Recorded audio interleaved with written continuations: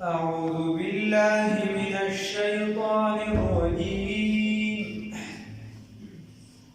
بسم الله الرحمن الرحيم سبحان الذي أسرى بعبده ليلا من المسجد الحرام إلى المسجد الأقصى الذي باركنا حوله لنريه من آياتنا إنه هو السميع البصير صدقت يا رب العالمين.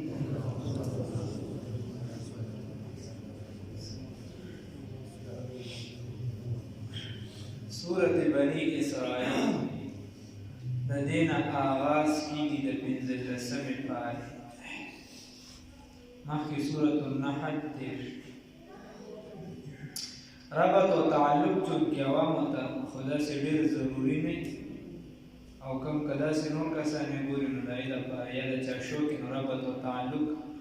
بیا داسې موږ ویل د هغې کې به راشي خو داسې عوامو ته ډېر ضروري نه د دې وجې موږ یې اعاده نه خبره دا ده چې رسول الله صلی الله علیه وسلم د معراج په سفر کې چې کومو پیغمبرانو سره ملو شو نو دې کې دې خبرې طرف ته اشاره وه چې بهی په تا باندې به دا د سختیانې راځي. مثلا عیسی علیه السلام سره ملو شو نو په ده باندې چې د یهودو د طرفه کومې سختې راغلې یا به په تا باندې راځي. یا دکه شان چې څومره په بره باندې ځي یو پیغمبر سره ملاوېدل نو دغې هره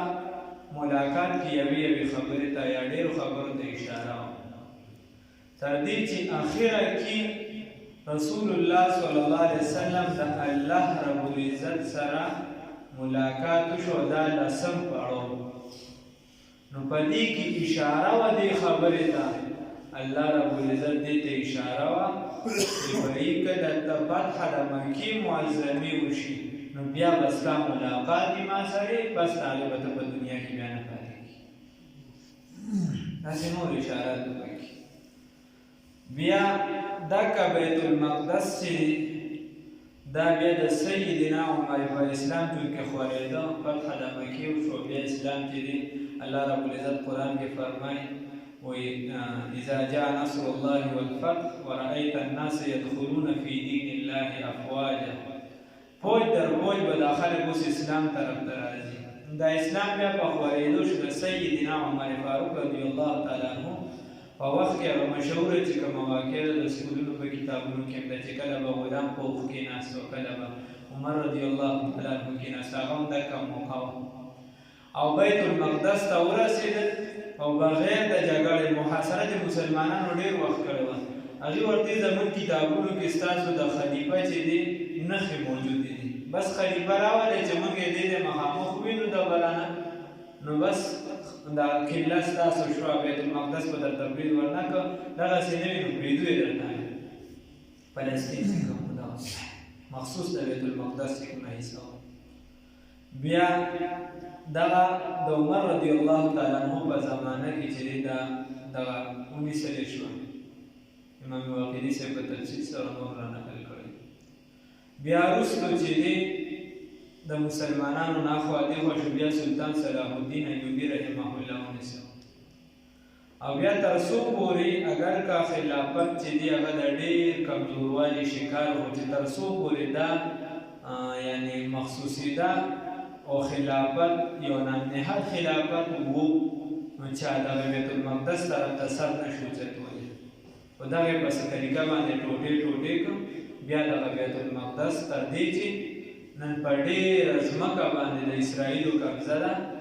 او د مسلمانانو پې قبضه کمه ده د فلسطین په ځمکه باندې اهم علاقې چې کومې دي هغه د اسرائیلو سره دي که تل ابیب دی او که هبرون دی او که نورې چې څومره علاقې دي روشنم دی وغیره دا د مسلمانانو سره کوم چې مشهور مسجد اقصی دی نو دا عمر رضی الله تعالی عنه نو جوړ کړی دا بل غالبا مروان یا بل کس بیا جوړ کړ او عمر رضی الله تعالی عنه چې کله د یهودیانو د عبادت ځای ته ورغی ورته صاحب دلته مونږ که مونږ ورته نه بهر ووتو ما به دلته مونځ کړی خو بیا به چې دی وروستو زما ملګرو به ستاسو نه په زوره دا ځای غشتی وي چې بهي دا خو زمونږ د عبادت دی دې کې زمونږ خلیفه مونځ کړی نو ځان له یو ځای په خپله به په لاسو باندې خورې راوچتولې هغې یو ډیران شانتې جوړ کړ او هغه د هغې مذهبي طور اوچت ځای و هغې ته ډیران جوړ کړ هلته نه بیا تاریخي لوی کیسې دي هلته عمر رضی الله تعالی عنه بیا مونځ وکړو هغه ځای کې بیا مسجد عمر جوړ شي خیر دغه ځان له په دې کې بیا تفصیل اوس موجوده دغه صورتحال دی چې دا خبره چونکې دې ورځو کې بیا شور راغشتی دی نو هکه شان په تفصیل سره خو به مونږ دې کې ځکه خبرې په منځ کې ډېرې دي چې عمر رضی الله عنه قبضه کړې وه بیا د هغې نه پس بیا څنګه لاړل بیا وغیره او هغې دپاره بیا ښه چاندبین هم پکار دی که شان خو خبره دا ده چې دومره په ذهن کې چې دا خبره د بیت المقدس چې ده دا مذهبي ده دا چې ده دا د عربو مسله صرف نه ده دا که چېرته باباګان راپسي او که ماماګان راپسي که عالم وي او که غیر په شیعګانو کې لومړنۍ په دې باندې تکلم په لوی علماو کې د هغې د فنجاني غالبا یا څه شو د ایران صدر وغه کړی زمونږ په دې کې لومړني خبره چې دغه شیراني بابا پکې کړی داسې په اواز یې چې وریدي شي په داسې سطح باندې نو د سیاست امام به خو داسې امام خو یو کس نه شي کېدی ځکه هر یو ځان مذهبي مسایل ځان له بعضې څیزونه د تفسیر ځان له خلګي د حدیثو ځان له خلګي د تاریخ ځان له خلګي فارغ شي باندې یو کس پوه نه دی خبره دا ده چې دغه مسله چې ده نو د مسلمانانو ترمنځ اوس بس الله رب العزت د خیر وکړي یو پاپړ د سل غون دا هغه چې د سیرت مسلمانان چې یو دا پاپړ ماپړ ته ټول نه جوړ شوي دي بس کیسې خرابه ده او دا مسلمانان چې دي هغه ته اسم روانه ده او کیسه او بیا چې د عربو طرف ته شي نو د هغې نه خو بلکل روانه ده یو نظام والو د عربو هغه خو چې کوم نظام دی هغه خو په هېڅ شي کې شامل نه دی هغه خو بلکل څه بل اړخ ته روان دی الله دې خیر وکړي نو هغه مسجد اقصی چې دی هغه هم پکې قرباني شي او مسجد اقصی ته مسجد اقصی ځکه و چې دا په دې ځمکه باندې چې دی د غزې تاریخ والا داسې دي چې داسې رایم ده چې دا اوچت دی اسمان طرف ته نږدې دی دې ته ځکه مسجد اقصی ویلی شي الله رب العزت دې مسلمانانو لاس ته بیا حواله کړي سبحان الذي پاکی د هغه ذات لره اسرا چې بوی ته بیا اسرا اصل کې ویلی شي د شپې تک ته ویلی شي خو دلته د منطقو خبره ده علما به پرې وپوهېږي دې کې تجرید شوي دي تجرید اصل کې لکه مثال په طور ته یو بوټی صفا کوي نو د هغې نه خلک یې چاپېره شاخونه وایي نو دلته ما سره د ورپسې لیلن هم دی هغه هم شپه ده نو د دې نه موږ د شپې معنی کټ کړو په هغې کې شامله شو سبحان الذي پاکی د هغه ذات لره اسرا چې بویتو بعبده خپل بنده لره لیلا د شپې سورت بنی اسرائیل په دې کې زیاتره د بنی اسرائیل واقعات دي نو د دې وجې ورته بني اسرائیل وي او اسرائیل دا د حضرت یعقوب علیه السلام لقب او بیا اسرا چې ده نو دا یا اسرا دا په لومړني آیات کې د دې وروستو کې ورسره بیا اسرائیل مکمل راغلی یا څلورم کې بیا بني اسرائیل وغیره سبحان الذي پاکی د هغه ذات لره اسرا چې بویتو بعبده د خپل بنده لره لیلا د شپې یا د یوې شپې یا په څه حصه د شپې کې من المسجد الحرام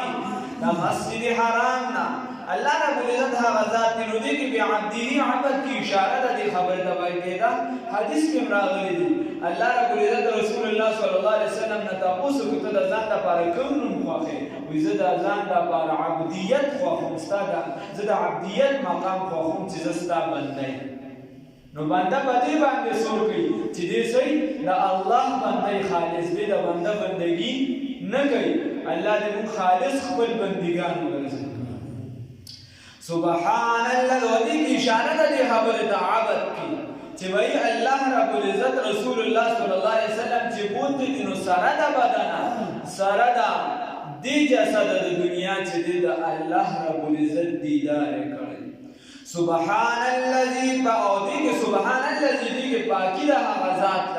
دې کې اشاره ده دې ذات دې خبرې ته چې دا قدرت صرف د الله رب العزت دی چې الله یې غواړي نو دا کېږي او الله دغه کار کړی. درې معجزات رسول الله صلی الله علیه وسلم غټ غټ دي. په هغې کې یو د معراج واقعه ده، یو قرآن پاک دی او یو سپوږمۍ ته اشاره کړې وه، هغه دوه ټوټې شوي. نو معجزات رسول الله صلی الله علیه وسلم ډېر زیات دي. څوک څومره حسابوي، څوک څومره خصایص والا وایي چې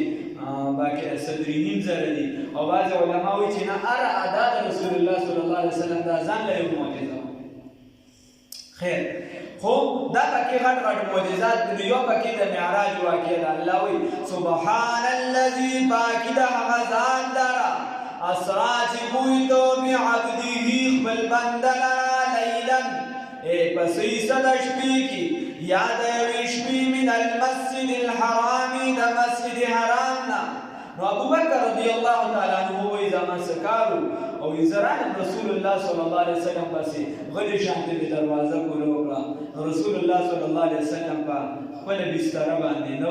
بیا چې راغلم بیا په بستر باندې وو. نو بیا دې کې ما چې تاسو خبره کړو دې کې روایت ودی وی رسول الله صلی الله علیه وسلم نو تاسو کو چې سه په بستر مې وکړلې نو تاسو نو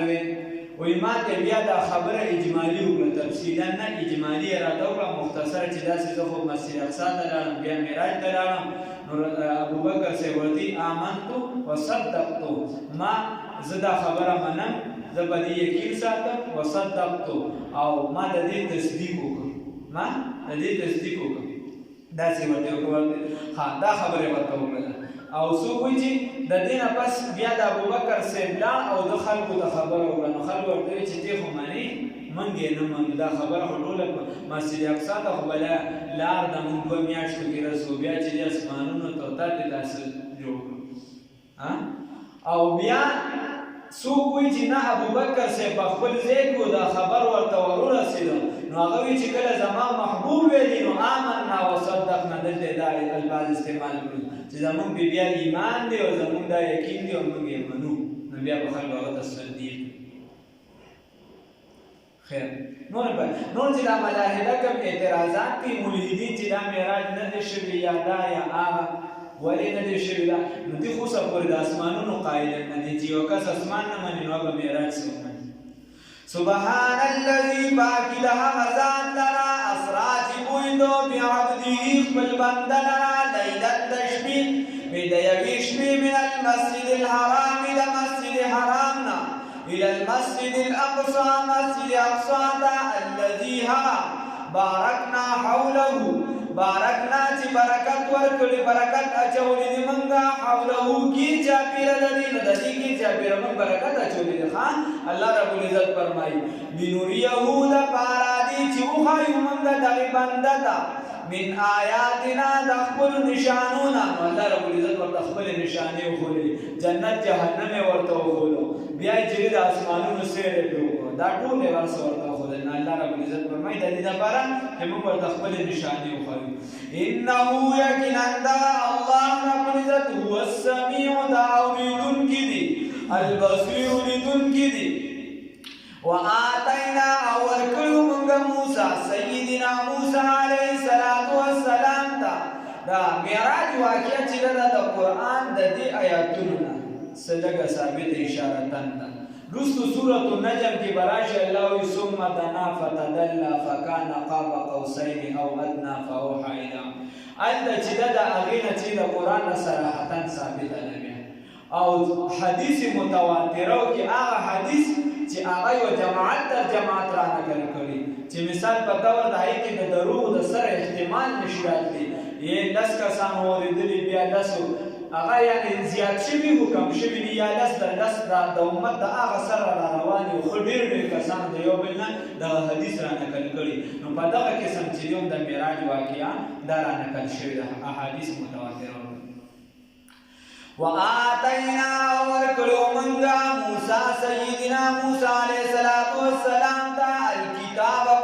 الکتاب کتاب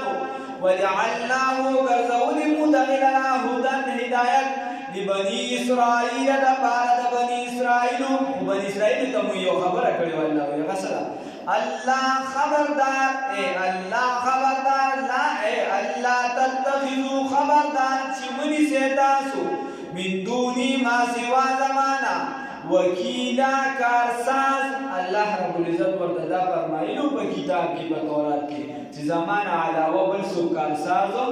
مه جوړوئ. نو کارساز څوک دی؟ الله. وایا رزق ورکوونکی څوک دی؟ الله. وایا شفا ورکوونکی څوک دی؟ الله. د مرضونو لرې کوونکی څوک دی؟ الله. د مرض راوستونکی څوک دی؟ الله.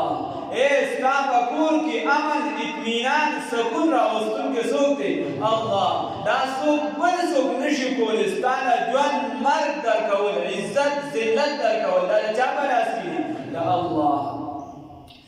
الله تتخذوا من دوني وکیلا. خبردار چې تاسو ونیسئ ما سوا زمانه کارساز ذریته اولاد من د هغه چا حملنا چې بار کړو مونږه سوار کړو مونږه هغوی لره مع نوح سره د نوح علیه السلام موږ ورته وویل چې اولاد ده هغه کسانو چې موږ د نوح علیه السلام سره په کشتۍ کې سوار کړو. نو موږ ورته وویل چې تاسو کارساز بل څوک مه جوړوئ. څوک جوړ کړي؟ الله. ځکه انه یقینا دغه کسان یا د نوح علیه السلام کانوا عبدا شکورا بنده شکرګزاره یا ټول ته شامل ده بندگان شکرګزاره. نو الله رب العزت ورته فرمایي چې تاسو ناشکري مه کوئ. کفر څه شی دی؟ ناشکري ده که نه؟ د الله ناشکري ده. نو الله رب العزت ورته وایي چې اولاد د هغه کسانو چې هغوی موږ بچ کړو په کشتۍ کې موږ سوار کړو تاسو خدایي بچیان یې. نو هغه ډېر زیات شکرګزاره. نو تاسو هم د الله رب العزت شکر ادا کړئ، ناشکري مه کوئ. الله مې شکرګزار جوړ کړي.